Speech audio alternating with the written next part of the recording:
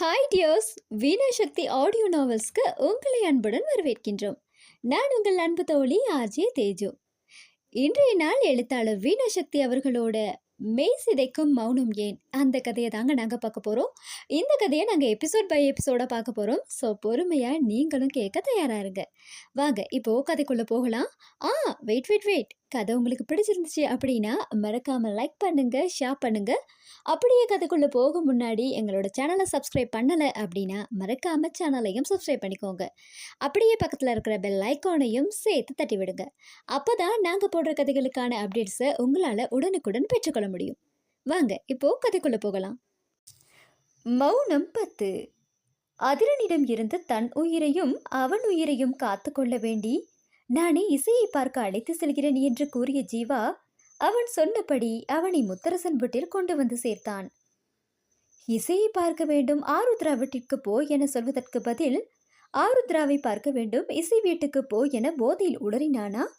இல்லை, போதையில் அவன் மனத்தின் இயக்கம் வெளிப்பட்டதா என ஜீவாவால் புரிந்து கொள்ள முடியவில்லை. சரி, அப்படி இருந்தாலும் நல்ல விடயம்தானே. யாராவது ஒருவர் முதலடியை எடுத்து வைத்தால் தானே அடுத்தடுத்த நகர்வுகள் எப்படி என தெரியும். இன்று ஆர்வ கோளாறில் அவனை இங்கு வரை கொண்டு வந்த பின்தான் அதிரனை இந்த நிலையில் இப்போது இங்கே கொண்டு வந்திருக்க கூடாதோ என சிந்தித்தான். ரொம்ப லேட்டு ஜீவானி. ஜீவா யோசித்துக் கொண்டிருந்தவன் அதிரன் கதவு தட்டும் சத்தத்தில் கலைந்து அவனிடம் விரைந்து வந்தான்.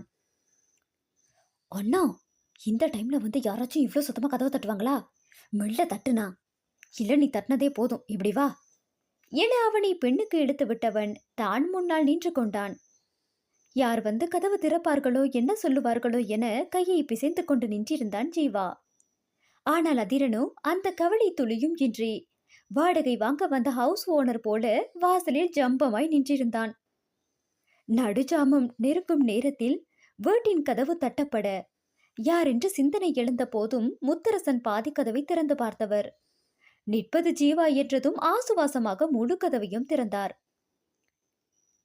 என்னப்பா ஜீவா இந்த நேரத்துல என்று கேட்டுக்கொண்டே போனவர் அப்போதே அங்கு போதையில் நின்ற அதிரனை கண்டார். அதில் அவர் ஜீவாவை நோக்கி ஒரு அதிருப்தியான பார்வையை வீச ஜீவா பதிலுக்கு சமாளிக்க முடியவில்லை. மாமா, அது என வாயடைத்து மன்னிப்பை பார்வையில் யாசித்தான். மீனாட்சியும் இந்நேரம் இவர்களை பார்த்து மிரண்டாலும் கணவனை நோக்கி, என்னங்க, அவங்கள முதல்ல விழு விடுங்க, இந்நேரம் அக்கம் பக்கம் எல்லாம் நம்ம வீட்டை காட்சிப்படுத்த வேண்டாம் என்றார். மனைவி சொல்ல வருவது புரிந்து அவர் நகன்று வழிவிடவும் அவர்களிடம் ஏதும் பேசாது அதிர நேரே ஆருத்ராரியை நோக்கி விரைந்தான். ஏதோ தான் காலாகாலமாக வசிக்கும் தன் அறைக்குள் நுழைவது போல சுவாதீனமாக அவள் அறைக்குள் நுழைந்தான் அவன். இதில் கல்யாணமாகி ஒரு முறை கூட இங்கே அவன் வந்ததே இல்லை என்பது தனி சிறப்பு. ஜீவா, உங்க அண்ணன் எங்க போயிட்டு இருக்காரு? முத்தரசன் பதறி போய் கேட்டார். இசையை பார்க்கணும்னு சொல்லிதான் இந்த நேரம் இங்க எடுத்துட்டு வந்துட்டார் மாமா. சொல்ல சொல்ல கேட்கல, அதான் கூட்டிட்டு வந்தேன் என்றவனுக்கும் என்ன செய்ய என்று தெரியவில்லை. ஐயோ, இசை எங்க ரூம்ல இருக்கா? அங்க ஆறு மட்டும் தான் இருக்கா என முத்தரசன் பதற மீனாட்சி அவரை முறைத்து பார்த்தார். ஏதோ அண்ணியன் தன் மகள் அறைக்குள் செல்வது போல சீன் வேற என்று மனதில் நுடித்து கொண்டார். ஆனால் விஷயம் அறிந்த பதறிய ஜீவாவும் விரைந்து அந்த அறை நோக்கி வந்தவன். அதற்கு மேல் அதிரன் போல் அவனால் நுழைய முடியாது என்று வெளியே தேங்கிவிட்டவனுக்கு பதட்டம் அதிகரித்தது. இசை இருந்தாலாவது அதிரனின் செயலில் கொஞ்சமாவது நிதானம் இருக்கும். இசையும் உடல் இல்லை என்றால் ஆருத்ராவுக்கு அவன் மேல் இருக்கும் வெறுப்பை கூட்டும்படி எதையும் செய்து விடுவானோ என்று பயந்தான். உள்ளே சென்ற அதிரன் இருளில் தட்டு தடுமாறி சுவரெல்லாம் தடவி ஒரு வழியாக விளக்கை போட்டான். சற்றே கண்கள் கூசி வெளிச்சத்திற்கு பழக்கமாகவும் கட்டிலை பார்த்தால் அங்கே ஆருத்ரா மட்டுமே ஒரு புறமாக உருக்களித்து படுத்திருந்தாள். அவள் கையணிவில் தலையடியொன்று சுகமாய் அவள் அணைப்பில் சுருண்டு கிடந்தது. இப்படி அவள் தூங்கும் பொழுதுகளில் எல்லாம் பின்னிருந்து அவள் இடைவளைத்து கழுத்தில் முகம் புதைத்து உறங்கிய நாட்கள் எல்லாம் நினைவு வர அதிரனோ உக்கிரமானான். உறக்கி என்னை விட்டுக்கிட்டு படுத்தாதான் தூக்கம் வரும்னு அப்போல்லாம் என்கிட்ட கதை இழந்துட்டு இப்போ எப்படி நிம்மதியா தூங்குறா பாரு. போட்டது எல்லாமே பொய் வேஷம் என்று வெறுப்பாய் மனத்தில் எண்ணிக்கொண்டு தூங்கும் அவளை முறைத்து பார்த்து நின்றிருந்தான். ஒருவேளை அது அவள் தன்னை தேடவில்லையே என்ற கோபமாக கூட இருக்கலாம். ஆனால் கவலை இல்லாதவர்களால் தான் தூங்க முடியும் என்று யார் சொன்னது? ஆருத்ராவை பொறுத்தவரை கவலைகள் மறக்கவும் மற்றவரிடமிருந்து மறைக்கவும் வேண்டி கற்றுக்கொண்டதுதான் இந்த ஆழ்ந்த உறக்கம். அவன் கணக்குப்படி பார்த்தால் 6 வருடம் அவள் தூங்காதிருந்திருக்க வேண்டுமே. யார் இருந்தாலும் இல்லை என்றாலும் அவரவர் வாழ்வு அதன் போக்கில் நகர்ந்துதானே ஆகும். அதன் வழி அவனின்றி வாழ அவள் கற்றுக்கொண்டாள். அந்த உண்மைதான் அதிரனுக்கு கசக்கிறது என்பதை அவனே அறியவில்லை. தான் இந்தியா வந்ததை மகள் மூலம் அறிந்து தன்னை சந்திக்க முயல்வாள் என்று எதிர்பார்த்தான்.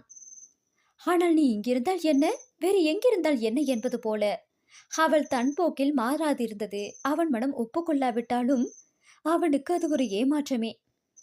அதை ஈடு செய்ய தன்னை நேரில் கண்டால் உருகி ஓடி வருவாள், சமாதானம் பேசுவாள். அந்த நேரம் அவளை நாக்கை பிடுங்கிக் கொள்ளும் அளவு 4 கேள்வி கேட்க வேண்டும் என்று தன் மனதை சமாதானப்படுத்தினாலும் அவள் முன்வர அவன் முயலவில்லை. காரணம், எங்கே அதிலும் தன்னை ஏமாற்றி விடுவாளோ என்று அவனுக்கு பயம். அதையும் ஒப்புக்கொள்ள மாட்டானே. ஆனால் அவன் எண்ணியது போலவேதான் நடந்தது. எதிர்பாராது நடந்த சந்திப்பில் அவனைக் கண்டு உருக என்ன, ஒரு பார்வை கூட அவன் மேல் பதிக்க விருப்பம் என்று அவனுக்கு ஏமாற்றத்தை பரிசளித்தாள் அவனின் ருத்ரா. இதோ அடுத்த முயற்சியாக குடித்துவிட்டு அவள் முன் வந்து நிற்கிறானே, அவள் கோபத்தை எதிர்பார்த்து. ஒரு முறை ஆபீஸ் பார்ட்டியில் அளவு கணக்கே இல்லாது குடித்துவிட்டு வந்தான் என்று 6 நாட்கள் இவனோடு பேசுவதை முற்றிலும் நிறுத்தி கொண்டாள். அதுபோல் இன்றும் கோபத்தில் ஏதேனும் பேசினால், என்ன உரிமையில் நீ என்னை கேட்கிறாய் என்ற ஒற்றை கேள்வியையாவது கேட்டு அவள் முகம் கருக்கும் அழகை பார்த்துவிட வேண்டும் என்ற வெறியில்தான் இங்கே வந்திருப்பது. இது எல்லாம் ஏன் என்பது அவனுக்கே புரியாத புதுதான். அவள் ஒரு முறை இவனிடம் வந்து இவனுடன் இணைந்து வாழ்ந்திட கெஞ்சினாள். 6 வருடமாக தன்னை பொருட்டாக மதிக்காது தன் தாயிடம் ஒரு வார்த்தை மன்னிப்பு கேளாத அவள் செயலால் காயப்பட்ட அவன் ஈகோ சாந்தப்படுமா? ஏனென்றால் இத்தனை அவளிடம் எதிர்பார்க்கும் அவனுக்கு அவள் இறங்கி வந்து கெஞ்சினாள். அவளை ஏற்றுக்கொள்ளும் எனும் துளியும் இல்லை. இவன் பார்வை தொடர்ந்து அவள் மேலேயே இருக்க ஒரு எச்சரிக்கை உணர்வில் கண் விழித்த ஆருத்ரா தன் வலப்புறம் இருந்த நிலை கண்ணாடியில் அதிரனின் பிம்பத்தை கண்டு திகைத்தாள். பின் நிதானமாக எழுந்தவள் தன் தொலைபேசியை எடுக்க தான் நிற்பது உணர்ந்தும் தன்னை திரும்பி கூட பார்க்காத அவள் செயலில் கடும் சினத்துக்கு ஆளான் அதிரன். அவள் அருகே நெருங்கி, இசையுங்க என்றான் குளறலாக. மது அருந்தி இருப்பது அவளுக்கு தெரிய வேண்டுமாம். ஆனால் ஆருத்ரா அவனுக்கு எந்த பதிலும் சொல்லவில்லை. போனில் யாரையோ அழைத்த வண்ணம் இருக்க அதிரனின் கோபம் இன்னும் கூடுவதாகவே இருந்தது. உன்னதான் கேக்குறேன், என் பொண்ணு இசை எங்க என்றான் மீண்டும் பல்லை கடித்துக் கொண்டு. அதற்குள் வெளியே நின்ற ஜீவாவின் மொபைல் இசைக்க எடுத்து பார்த்தான். ஆருத்ரா காலிங் என்று வரவே அதை கட் செய்தவன். நான் வெளியேதான் இருக்கேன் ஆருத்ரா, உள்ள வரவா என்று அனுமதி கேட்டான். தன்னை ஒருமுறை பார்த்த ஆருத்ரா அலுவலகம் முடிந்து வந்த களைப்பில் அப்படியே துப்பட்டா கூட கலட்டாமல் உறங்கியது புரிய, அதுவும் நல்லதுதான் என்று நினைத்து, வாங்க ஜீவா என்று அவனுக்கு அனுமதி தந்திருந்தாள். என்னடி, என் தம்பியை கூப்பிட்டு என்ன வெளியே தலை பாக்குறியா? நான் நினைச்சா ஒரு கேஸ் போதும் உன்னை இசைக்கிட்டு இருந்து விலக்கி என் கூட என் பொண்ணை கூட்டிட்டு போக. பண்ண மாட்டேன்னு நினைக்காத. வயசானவங்கன்னு கூட பார்க்காம எங்க அம்மாவை கொள்ள பார்த்தவ தானே நீ. அதே கோர்ட்ல சொல்லி இவ கூட இருக்கிறது என் பொண்ணுக்கு ஆபத்துன்னு கேஸ் ஃபைல் பண்ணுவேன். கூடிய சீக்கிரமே அதுதான் நடக்க போகுது பாரு. தன் தொடர் ஏமாற்றங்கள் தந்த சினத்தின் அதிரன் வார்த்தைகளை கடித்து துப்பினான். அதை கேட்டும் அசையாது கல்லாய் இருந்தவளை இன்னும் பேச வாய் எடுக்கும் முன் இதையெல்லாம் கேட்டுக்கொண்டே உள்ளே வந்த ஜீவா. அப்போ 6 வருஷமா ஆபத்தான ஒருத்தர் கூட உன் குழந்தையை விட்டுட்டு நீ எங்க போனன்னு யாரும் கேட்டா என்ன சொல்லுவ என்று சூடாக கேட்டான். நல்லது நடக்கும் என்று அவன் நினைத்தால் இவன் நாரவாயால் உள்ளதும் கெடும் நிலை என்று கடுப்பாக வந்தது ஜீவாவுக்கு. அதிரனோ தம்பியை திரும்பி முறைத்தவன். அதுக்கும் இவதானடா காரணம். இவ ஒரு சூனியக்காரை, சுயநல பிசாசு. யாருக்குமே நல்லது நினைக்க மாட்டா. நான் சும்மாலாம் சொல்லல, சீக்கிரமே என் பொண்ணை இவகிட்ட இருந்து கூட்டிட்டு போயிடுவேன். சிவா அவளையும் நல்லா இருக்க விட மாட்டா என்று இவனும் கத்த ஜீவாவுக்கு தான் ஆருத்ராவை நினைத்து வருத்தமாக இருந்தது. இன்னும் இவனை இங்கே வைத்து பேசுவது நல்லது அல்ல என்று புரிய, சாரி ஆருத்ரா என்று மெல்லிய குரலில் கூறியவன் அண்ணனிடம், அண்ணா இசை இங்க பக்கத்தறையில தான் தூங்கிட்டு இருக்காளாம். நீ இப்படியே கத்திட்டு இருந்தனா உன் சத்தத்துல அவ எழுந்து வந்து உன்னை இந்த கோலத்துல பார்த்தான்னு வச்சுக்கோ, இனிமே உன்கிட்ட முகம் கொடுத்து கூட பேச மாட்டா என்று பயங்காட்ட அவ்வளவுதான். ஆதிரன் இதழ்கள் காற்றை கூட வெளிவிடாது ஒட்டிக்கொண்டது. அப்போ வாடா, செல்லம்மா எந்திரிக்கிறதுக்கு முன்னாடி நாம இங்கிருந்து போயிடுவோம். இதுவரை கத்தியது இவன் தானா என்ற தொனியில் கிசுகிசுத்தான். மகள் அவனை வெறுக்க அனுமதிப்பானா என்ன? ஜீவாவுக்கு அப்போதுதான் மூச்சே வந்தது. இப்படியே இசை பெயரை சொல்லி இவனை அடக்கி இங்கிருந்து கூட்டி செல்வோம் என்று எண்ணியவன் அவனை சீண்ட எண்ணி, அப்போ இசைய பார்க்க வேணாமா? அதுக்கு தானே வந்த என்க. எதுக்கு என்னை இப்படி பார்த்து அவளும் என்ன வெறுக்கவா என்று தம்பியை முறைத்தவன், அப்படியே இசை எந்திரிச்சு வந்தாலும் சித்தப்பா தான் குடிச்சிருக்கான், அப்பா அவனை தூக்கிட்டு போறேன்னு சொல்றேன், நீயும் ஆமான்னு சொல்லணும் என்றுதான் தான் மட்டும் தப்பிக்க திட்டம் போட்டான்.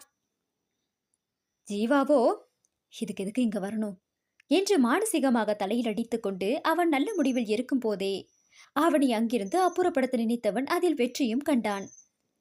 அவர்கள் கிளம்பவும் கதவை பூட்டிக் கொண்டு உள்ளே வந்த முத்தரசன் மகள் அறை வாசலில் நின்று, நீ ஓகேதானா அரு என்று கேட்க, ஓகேப்பா, நீங்க போய் தூங்க, லேட் ஆகிடுச்சுல்ல என்றவள் நடந்த நிகழ்வுகளை உதறுவது போல் தன் தலையை உதறிவிட்டு படுத்து உறங்கலானாள். மறுநாள் காலை தலையை பிடித்துக் கொண்டு அமர்ந்திருந்த அதிரன் முன்னே லெமன் ஜூஸை நீட்டினான் ஜீவா. அவனை நிமிர்ந்து பார்த்து, நீ ஆபீஸ் போகலையா என்று கேட்டுக்கொண்டே ஹேங் ஓவருக்கு இதமாய் அவன் கொடுத்ததை உறிஞ்சினான்.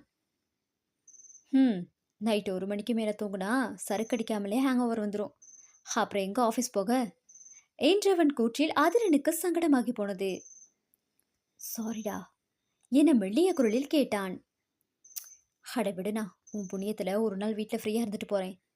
அவன் இலகுவாக முடித்துவிட அதிரனும் சற்றே ஆசுவாசமானான். நேற்று தான் செய்த தீர செயல்கள் எல்லாம் ஜீவா சொல்ல கேட்டவனுக்கு அதில் 10% கூட அவன் நினைவில் இல்லை என புரிந்து, அவ்வளோ ஓரவாடா குடிப்ப என்று மனதில் தன்னையே திட்டிக்கொண்டான் தன் தம்பியை பார்த்து.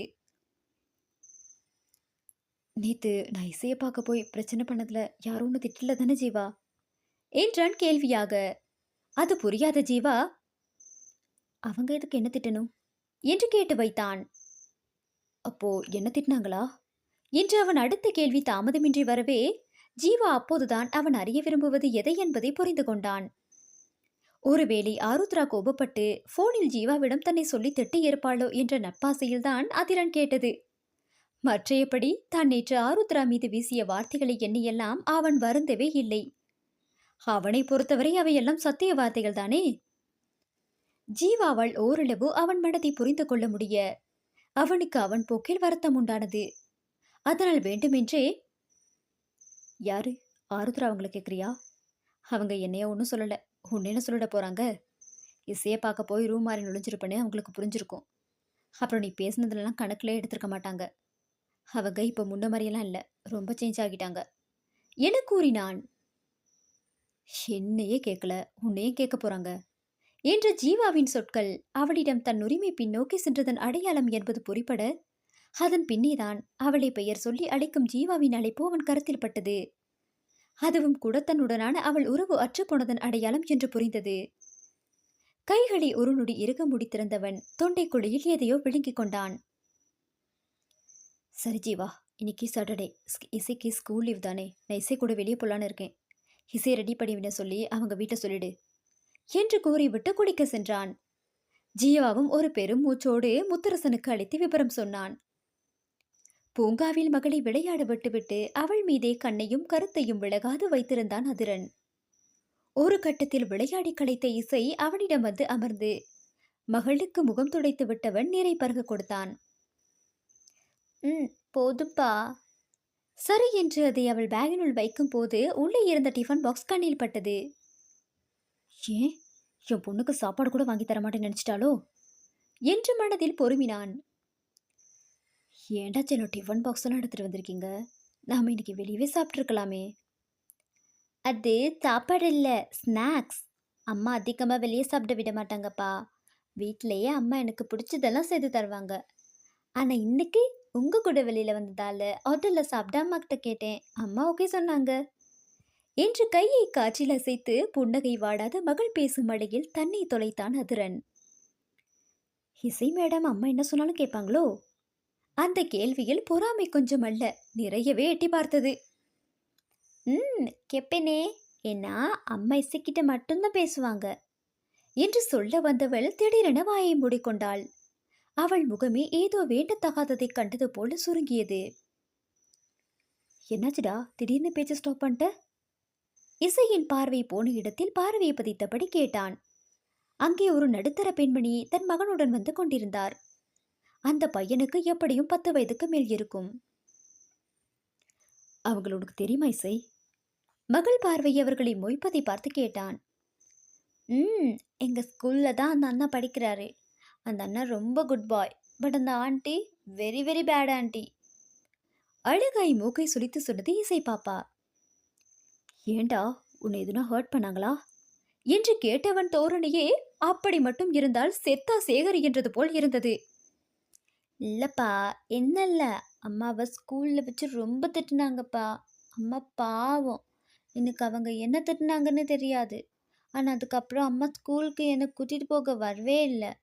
காலையில் இறக்கி விட மட்டும்தான் வருவாங்க என்று கவலையாக முடித்தாள். அவள் சொல்வதை கிரகித்த அதிரனுக்கு அவர்களிடையே என்ன சண்டை என்பதும் தெரியாது, யார் பக்கம் தவறு என்பதும் தெரியாது.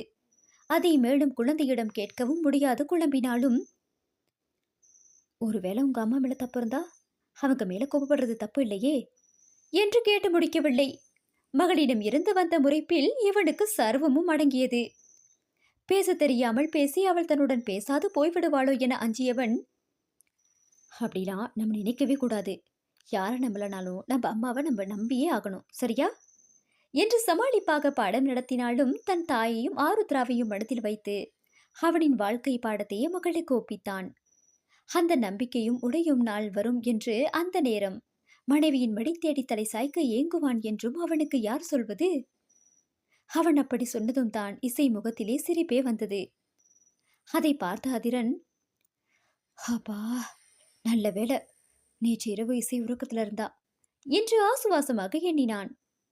ஒருவேளை விழித்திருந்திருந்தால் அவள் மனத்தில் தன்னையும் வெரி பேடாகி மோசமான டேடாகி இருப்பாள் என்ற மகள். நேற்று அவள் விழிக்கும் முன் தன்னை அங்கிருந்து அப்புறப்படுத்தியமைக்கு மானசீகமாக ஜீவாவுக்கு நன்றி உரைத்தான் அதிரன். இந்த கதையோட தொடர்ச்சியை அடுத்த எபிசோட்ல பார்க்கலாம். தேங்க்யூ.